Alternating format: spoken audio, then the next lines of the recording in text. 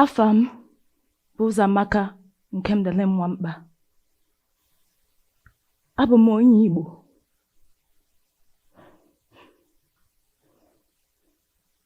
Ndị mụrụ m bụ Ụzọamaka na Ebelechukwu. Ndị mụrụ fa bụ Nwankapa na Nwankapa. Ndị mụrụ fa bụ Udu na Akwụdomanụ. Ndị mụrụ fa Nwankapa. Abụ m onye ogbugbu agụ, Iwolo, Eziagụ. Ndị be anyị butere m ebe a si m bịa gwa unu onye mbụ, onye anyị bụ na ana anụwa. Ekele m unu. My name is Ụzọamaka nke Mdele Nwankpa. I'm an Igbo woman.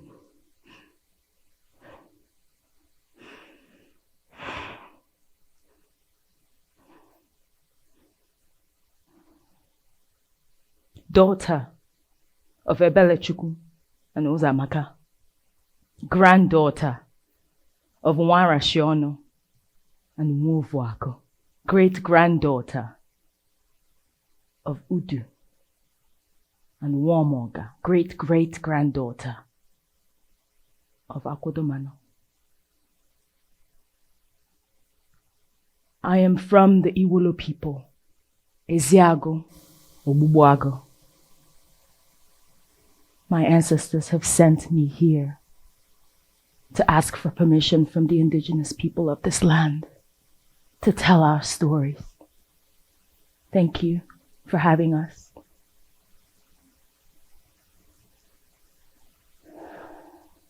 Is anybody out there?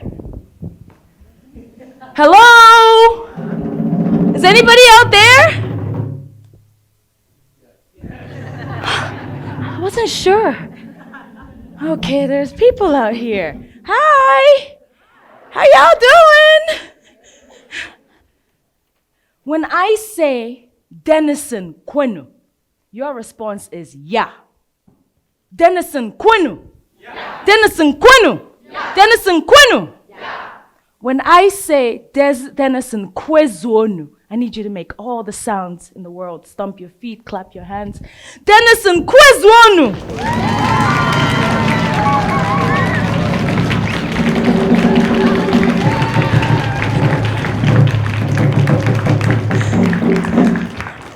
Nice. Okay, you're alive. You're awake. You're here. Okay. So I'm of the thought, the thinking process, that when we sing together and dance together and make music together, we connect with each other. We see each other. We feel each other. We know each other.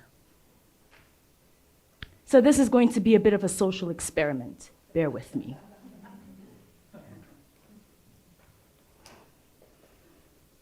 Do y'all like bread? Oh yeah, bread's good, huh? White or wheat? Okay, we'll go with both. How about that? Okay? So you all in this section, you're going to hold down the bread section, okay? And you over here, you're going to hold down the peanut butter section. Okay, fine, almond butter if you're from California. So, white or wheat bread, white or wheat bread, white or wheat bread, white or wheat bread, white or wheat bread, white.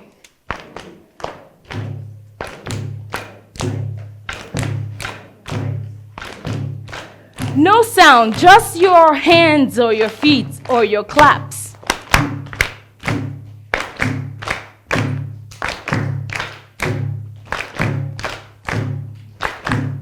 Five, six, ready, and nice. Okay, y'all rehearsed this before coming, huh? Okay. Okay, so now on this side, we're gonna do the peanut butter, right? Okay, but you have to be more like live than they were. And they were pretty live. Peanut butter, hey, peanut butter, ha, peanut butter, peanut butter, yes.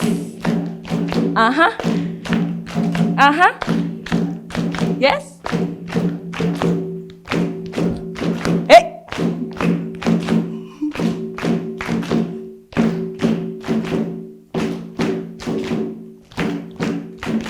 Ready? And nice. Okay, they were pretty live. Okay. So oftentimes in societies, we're in our own rhythms and we don't hear each other. And we compete with each other. And then we want to be one-upping each other. But this is an opportunity to groove with each other.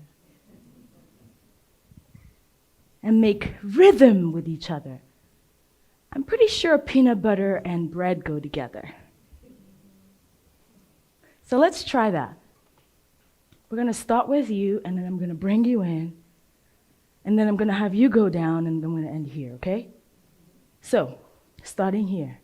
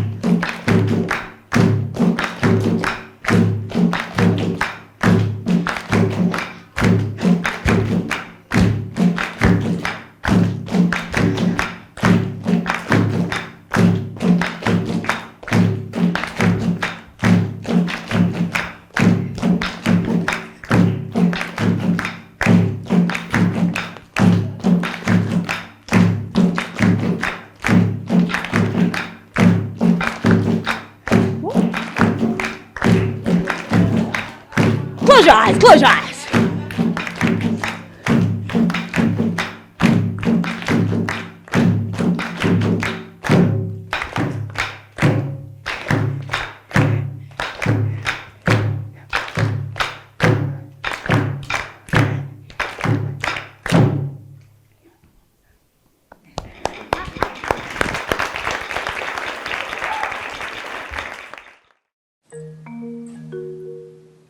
Afam bụ Ụzọamaka Nkemdele Nwankpa. Abụ m onye Igbo. My name is Ụzọamaka Nkemdele Nwankpa. I am an Igbo woman. When I got the message that I was coming to this foreign land, the United States of America, the land of milk and honey, I wore my wig. I fixed my walk. I watched Coming to America again. My voice mastered a new identity. My name forgotten. Uzmaka Nwankpa. Uzi Nwankpa. Uzi. Uz. Uzo. Life actually turned out like the movie Coming to America, although there is no such place like Zamunda. Nor am I a part of the top 1% of the rich in Africa. Akim's experience in America is quite similar to mine. Camouflaged in skin that no longer belonged to me, I had so many expectations given to me, and dancing was not one of them. Get your Western degree, go to school, be the best. Don't behave like those Black Americans we You see, please. Or don't marry a white man, no. Or get your education, then marriage, then children. Or your husband must be Christian, educated, of the Igbo tribe, and able to bring the moon to you.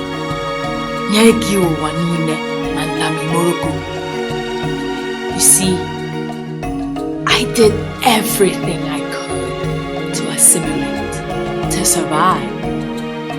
My talk, my walk, my hair.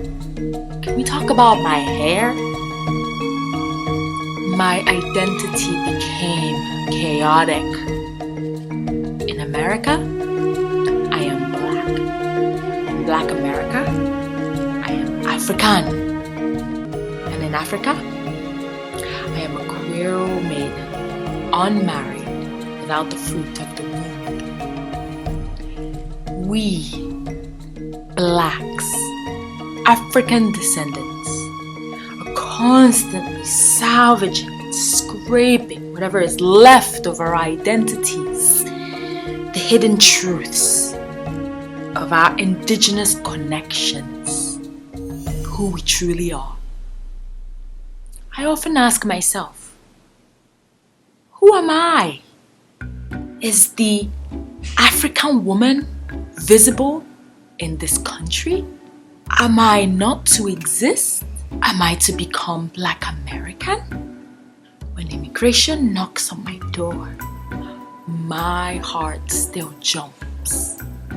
This fear, this illusion is enough to drive me insane. I mean, I pray, I dance, I switch, I swivel, I glide, I mourn, I bleed, I fly, I swear. My generational traumas, they continue to haunt me. They haunt my mother. They haunt my child. You see, some of us do not survive in this here land of milk and honey. But I survive. People have a way of dealing with me, tearing apart what they cannot pronounce or conceive of. Hey you, why don't you jump around, or jungle-like, do your little African dance? You, extorting the answers out of me. I asked you for some patience, but you, pearly white, drumming gestures, aspiring to be the one that beats, rather than the one subject to the beatings, held up to signify how many years I should dance for you, like I am your slave. Yes, I learned kuku, sofa, yemama, kakilambe, jole from a white girl from Michigan, who changed her mask to match the one I left behind. You see, I felt ashamed, but I wanted to be informed, so I danced, and I danced it hard, despite the numerous cultures that exist in West Africa. In this land of milk and honey, they make it all sound like one sound. I am not afraid to be the never-ending bridge. I am not afraid to be the never-ending bridge. The year was 1997. It was hot. Summertime. I could feel the beads of sweat dripping down my awkward 15-year-old body when my father asked me to get into the car. I had no idea where we were going. I got into the back seat, attempted to put the seatbelt on, but it never really worked. I could see the red, mud-colored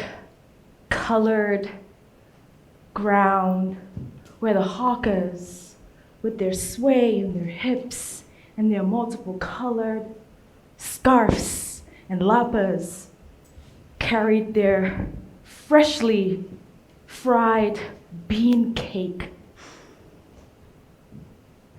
Breakfast for sale. I remember sitting in the back of my dad's car, and behind his head was a neatly packed afro that was tight. And his shirt was white and crisp, and I could smell his musk cologne. On the radio, the newscasters were talking about something that seemed really dangerous.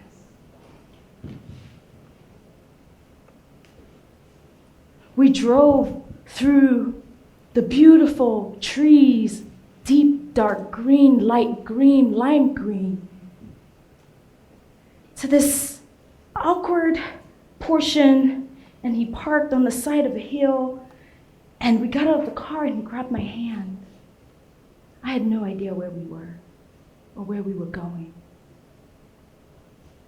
There was a strange man across the road, and my father grabbed my hand and walked.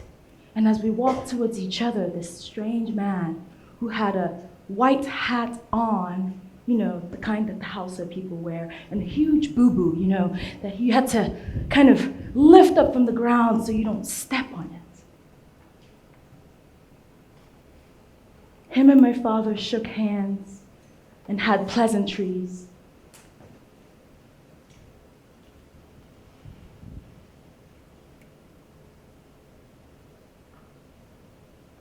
My father reached in his back pocket and handed him the keys to the car we drove in, a 1975 Mercedes-Benz that was white and rustic. And he handed my father a brown envelope that was thick, and my father put it in his breast pocket and grabbed my hand and walked over to the other side of the road where we waited for my uncle to pick us up. Moments later, we arrived with a huge sign that said, "Travel Agency." He had me sit in the corner while he walked, all handsome, in his freshly ironed dress pants, tan, you know, with the crease in the middle, and his freshly polished brown leather shoes. And as he clicked right to the front of the counter, there was a woman who was voluptuous, with bright red lipstick and dark like me. She was sweating. It was hot. And she had a curly wig on and a huge smile. And my father reached into his breast pocket and grabbed that brown envelope that was thick and handed it to the woman across the counter. And she, in turn, gave him a packet of papers. And my father walked over to me, and he got down to my level and said, "Here's a one-way ticket to America. You are not to tell anybody you're traveling. You leave first thing in the morning." America. America. America.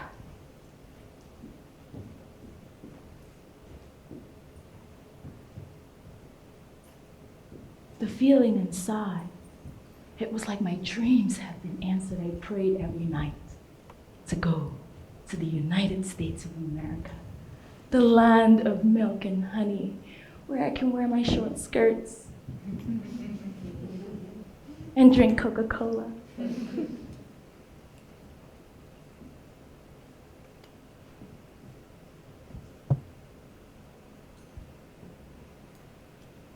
The bus ride was 7 hours long. I got to Lagos, at the time the capital of Nigeria, from my hometown, Enugu. I stayed in my uncle's house. He put me up for the night. And the next day, he took me to the airport.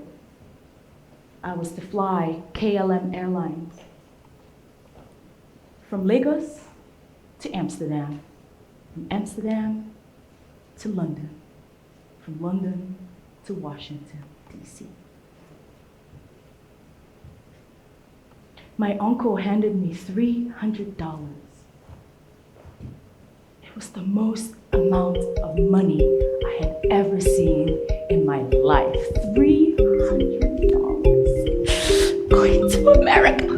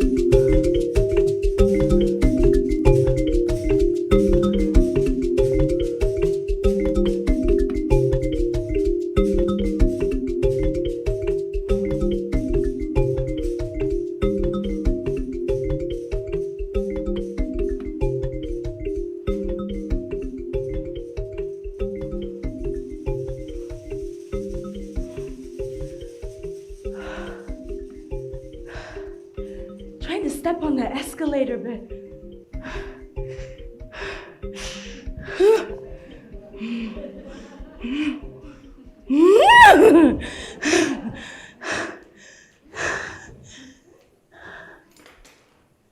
I arrived finally on the land of milk and honey, the land where we all have equal rights, the land where I have rights to my body and my reproductive organs, the land where I can peacefully protest without repercussion, the land where I can seek refuge without.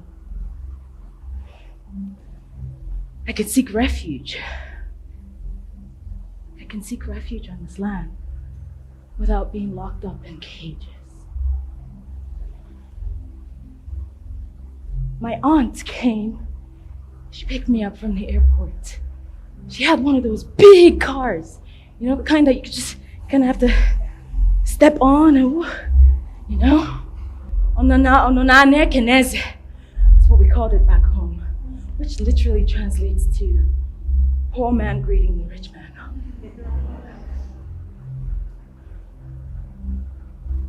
She handed me an apple. I'd never had an apple before. It was crispy and juicy and sweet and green. And I gobbled it all up and threw it outside the window. Kefineme, what are you doing? We don't litter here. I'll get fined. This is my beginning of the socialization in this land. I mean, the streets were pretty clean. She took me to my sister's house. I had two sisters living here in the US, Ndidi and Nneka. They were both 20 and 21 years old. They took care of me like they were my parents. I love them so dearly. I remember the apartment. It was a one-bedroom apartment in Hyattsville, Maryland. The couch was like brown and red with flowers all over it. Had some rips in the cushions. And the chair was like a red leather chair to the corner. Mixed match. The china were all different colors. And they told me that it was all donated by the local church. They enrolled me in high school. They gave me a huge white t-shirt that said, Mikey. And big, huge pants, jeans, and some white tennis shoes.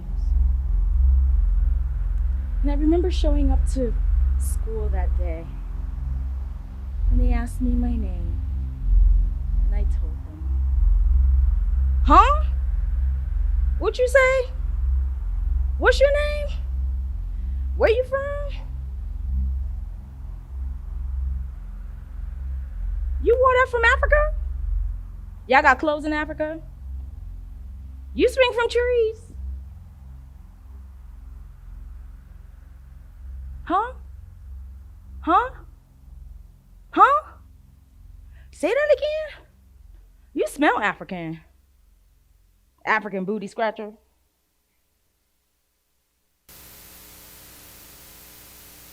It was very uncomfortable being in school as a teenager.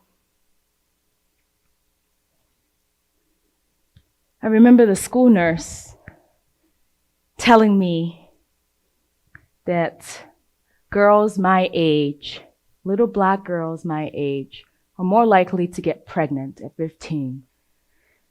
So she sent me to the Planned Parenthood to get the depot shot. The depot shot is a birth control that you can get every 3 months to prevent pregnancy. I was not sexually active.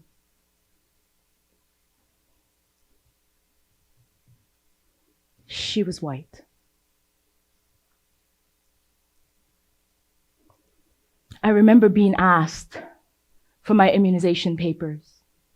And when I showed my immunization papers and I was up to date, I was told that I had to get re-immunized all over again.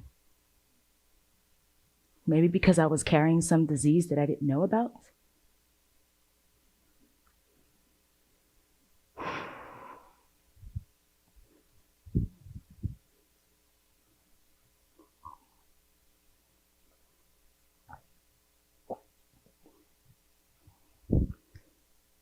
America was it was a bit of a juxtaposition for me. It was the American dream, but I was starting to notice the nightmare in that dream.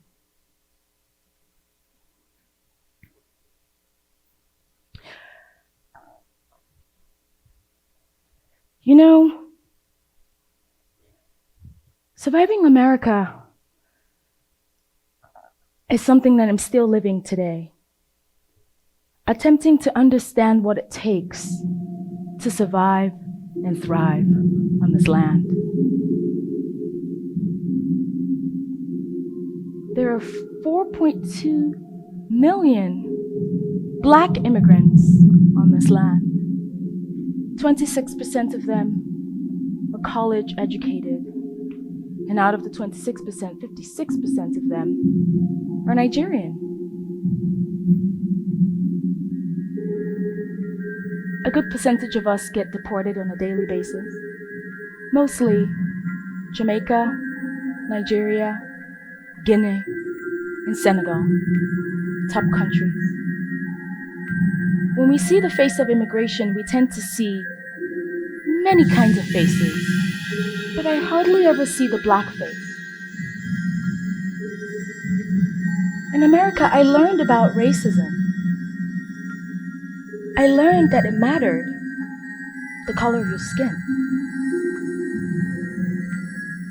You see, I had to strip down everything that I came with in order to assimilate, in order to survive on this land, right? So I would start off with saying, water. I want some water. Huh? Water. Huh? Water. Huh? Water. Huh? Water.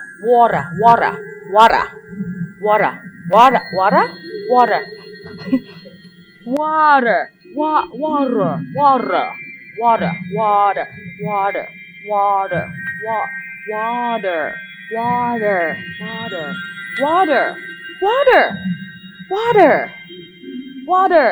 I'd like some water, please.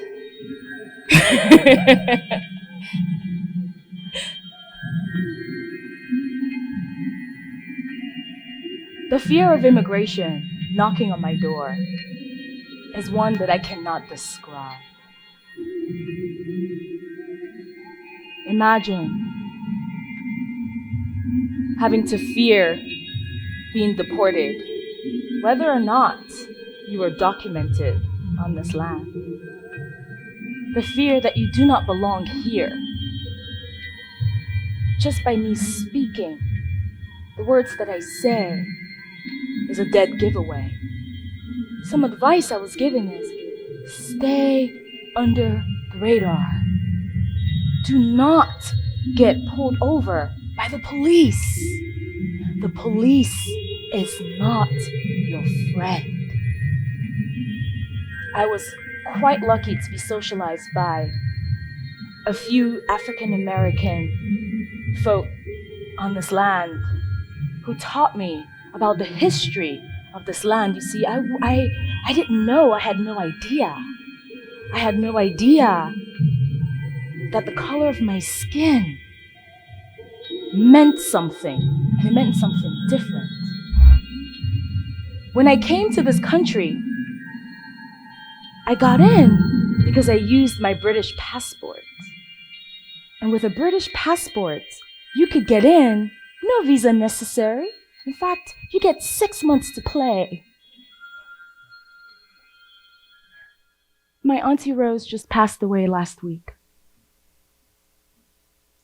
And her children were denied 15 times because they had Nigerian passports.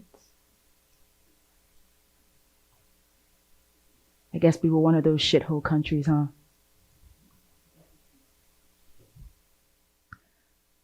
I love my blackness. I mean, can you tell? Can you tell? I had to learn what it was like to appreciate my blackness.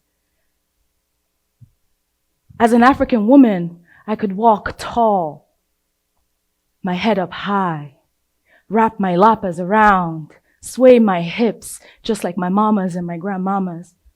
And when I came here, I could no longer have these lapas. I could no longer wrap my head. I could no longer speak in my native tongue.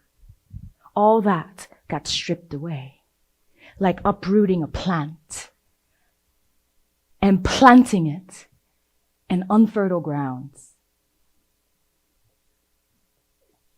I also learned that not just my blackness determined my health. There were other conditions, such as my sexual orientation, my religion, how much money I make, my social class, whether or not I had a disability or a different ability. That all determined how much I got to experience health and wellness in my body. Turns out, your zip code determines more of your quality of life than your genetic code. So where I work, live, and play plays a huge part on my life expectancy. And then when you start to layer all these conditions and social determinants, we get to do the math. I remember being in bed one day with my love, and my mother called. And I had to shush her because my mother could not find out that I was with a woman living together for 3 years. See, it is illegal to be queer in Nigeria.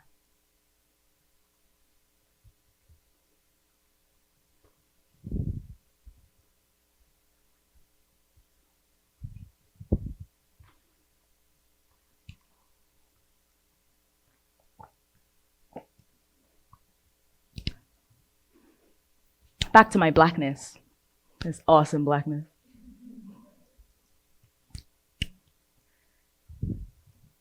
I had to learn how to reclaim that. I had to learn that going from here to here took a lot. It took acknowledging my ancestry. It took acknowledging the toxic stress that gets released in my system because of the fear of immigration, or the fear of my queerness, or the fear of blackness. I got to experience what it was like to move from, hey Uzo, where are you from? And I would say, I have come from the land of the Iwolo people via Eziago, Obubuago, and I am the descendants of my parents and my grandparents, my great-grandparents. To, Uzo, where are you from? Check the box, Black/African.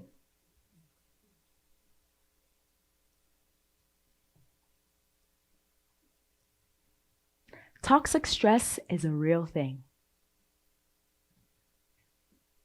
Imagine every time you have to fight something, you release these hormones, they charge your body up, and you're ready to go fight, or you're ready to run, flight. Now imagine if that happens every moment, every day, day after day, after day, after day, after day, after day. Toxic stress is real. I'll tell you what happens. We'll start with the brain. We've got parts of the brain like the amygdala or the prefrontal cortex.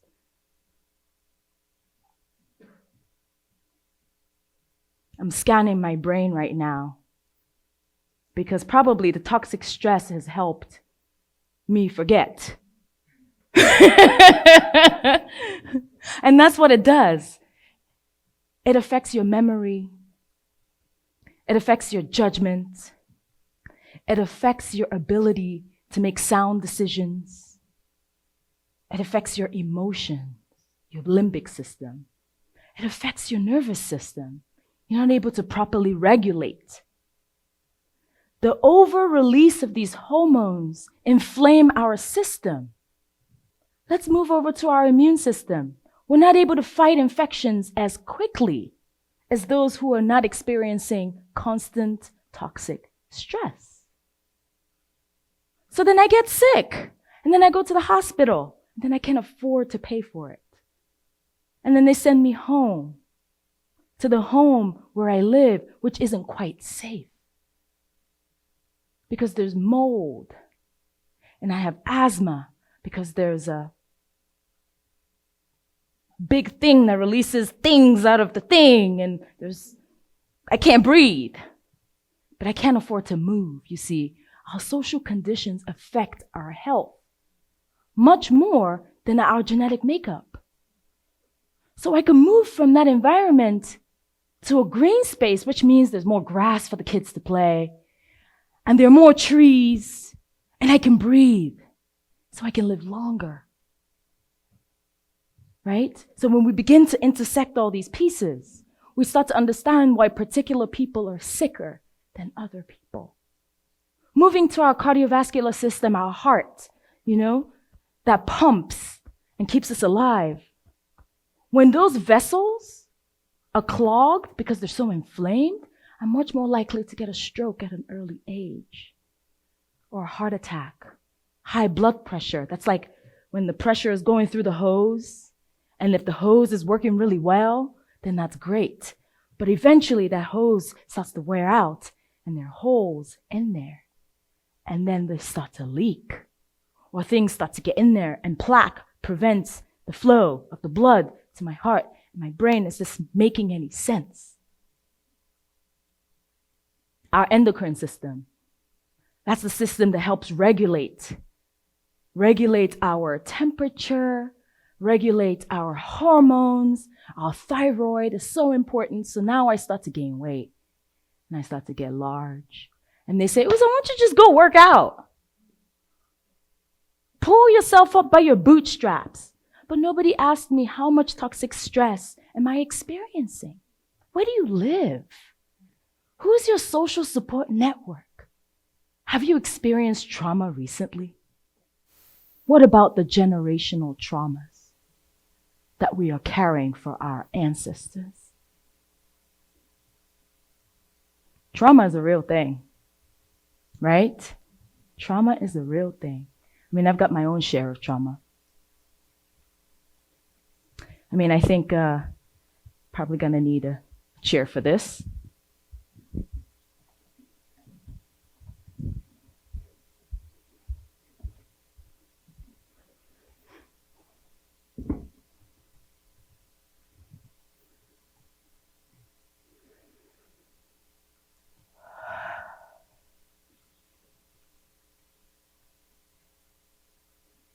The first time I ever experienced trauma, I was 13 years old at the bus stop, waiting for the bus for 2 hours, and it hadn't come. And a red sports car came by, stopped, asked me where I was going. I told him. He said, get in, I'll take you. So he took me. But then he passed my location. And at that point, I got really scared. I thought he was going to kill me. He took me to an unknown building. And behind closed doors, my spirit hovered over my body. I thought I was going to die. And when he was finished with my body, he asked me if I was a virgin, and I said yes. He said, keep it up. What's your favorite ice cream? I said I didn't know. I'd never had ice cream before. And he said, meet me at the same bus stop tomorrow, and I'll bring you some ice cream. No, no, no, no, no, no, no, no, no, no, no, no, no. I remember.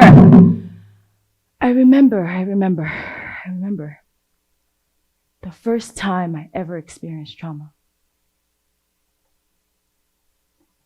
was coming home 30 minutes later than anticipated after I was just violated. And my mother asked me where I was, and I couldn't tell her. I couldn't tell her. And so she beat me. And she beat me harder than she had ever beat me before because I couldn't cry. I couldn't cry. How could I? I had just experienced the worst thing that could ever happen to a young girl. No.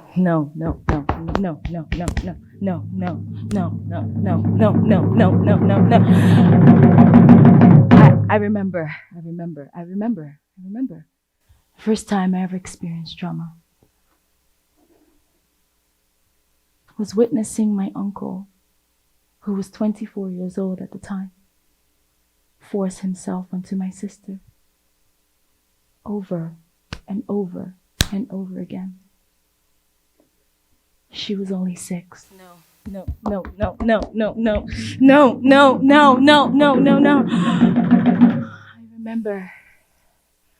I remember the first time I ever experienced trauma. I am the attempted abortion that failed.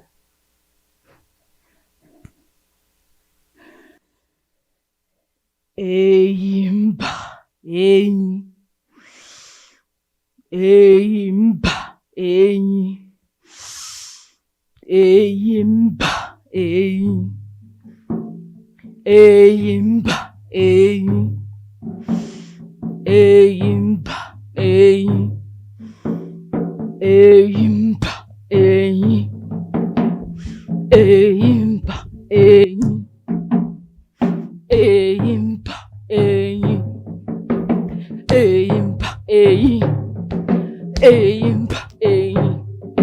Eyimba, enyi. Eyimba, enyi. Nzobu, eyimba. Nzobu, eyimba, enyi. Nzobu, eyimba. Nzobu, eyimba. Zobu, rapist, eyimba. Azobu, numwanyi, eyimba. Uzamaka, eyimba. Uzamaka, eyimba, ey. Omaka, eyimba, ey. Omaka, eyimba, ey. Omaka, eyimba, ey. Omaka, eyimba, ey. Omaka, eyimba, ey. Omaka, eyimba, ey. Omaka, eyimba, ey. Omaka, eyimba, ey.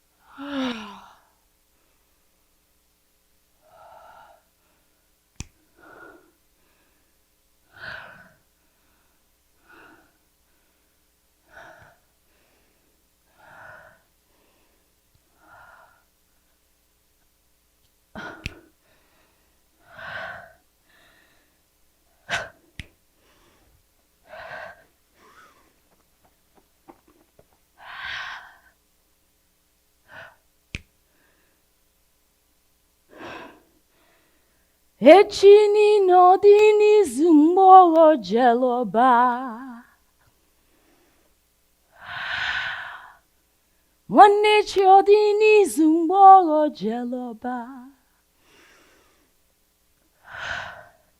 Chekata mgbọghọ na mgbọghọ nataro. Nwanne m oga na chi m na-akpọ m na mma. Onyiri anwụọ m o. Aye, ihe dị n'ọba.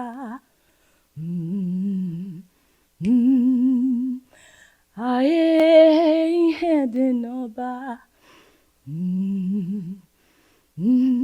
Echi niile ọdịnihu mgbọghọ jeloba. Nwanne chi ọdịnihu mgbọghọ jeloba. Chekada mgbọghọ na mgbọghọ nataro. Nwanne m oge na-achị m na-akpọ m na mma. Onyiri anwụọ m. Aye, ihe dị n'ọba. Aye, de noba. Aye, de noba. Aye, de noba. Wambogo jelu nu bili nuwe. Osini hunaya dada. Wana mwakana chimuna momo. Nama onyirang momo. Aye, ihe de noba.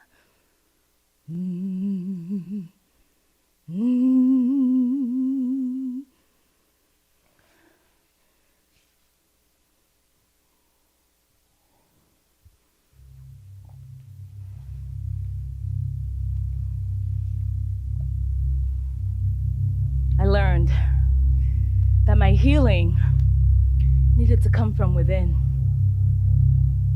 I learned that I needed to find my own unique way to deal with my own unique traumas. I learned that I needed to tap into my ancestral powers to deal with my traumas. I learned that it wasn't only up to me to deal with my trauma. I'm only one person. I need the collective. We need to cry together. We need to dance together. We need to make music and rhythm together. We need to make art together, tap into the spirit together, pray together, meditate together. There's a saying that when a woman went for some healing to a healer, the healer asked the woman, "When did you stop singing? When did you stop dancing? When did you stop telling your story? And when did you stop finding comfort in silence?" That saying resonates with me. I have heard that many indigenous people ask the same question. What happens if we start asking those questions? You see, I had to find ways to counter my risk factors. I needed to use protective factors, like having a sister. I needed protective factors, like getting an education, and I mean a decolonized education. I knew that I needed to make a little bit more money, but my education led to that. When I got into the healthcare system, I realized that it was pretty messed up. And we were making ourselves sicker because it was all about the money. How sick can we get you so that we can help you-ish? Until you come back for the side effects and then we can help you-ish, right? So I needed to find ways. For me, personally, I needed to find ways to shake off all that maybe didn't even belong to me. The things that belonged to my mother and her mother and her mother. Because technically I am my grandmother's egg. That's the next lecture, folks. Epigenetics.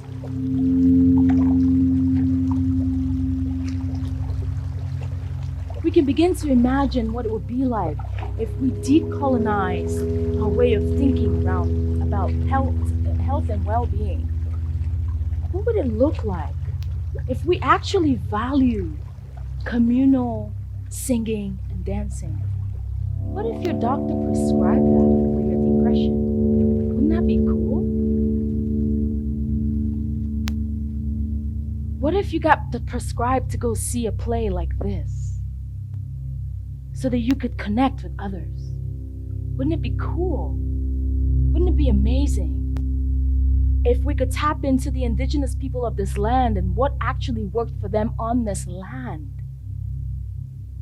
back in the day before we heard them as settler colonialists, colonists. I don't even know if that's a real word. My brain.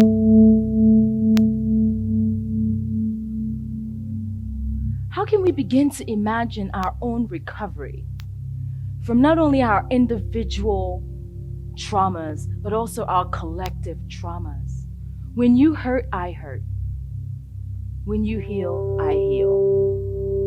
But even cooler, when we do it together. The power of collective healing. One of my teachers, mentors, Mama Sobonfu Some, she's the carrier of ancient West African women's wisdom. And this is one of her quotes. Dancing itself is to help crack open those places in our psyche and in the bones in our bodies where unhealthy information is stored and held, so that we may release them, right? So that we may release them, so that we may release them.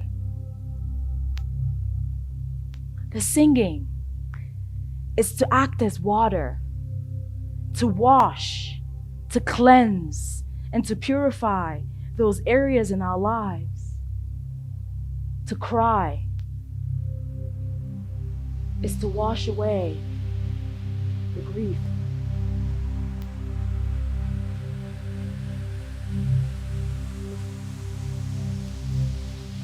Imagine a world where we can tap into our ancient indigenous ways of healing.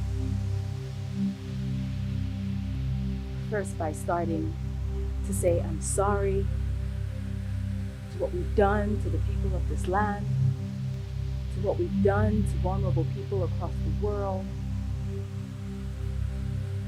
I'm sorry. I love you. Please forgive me.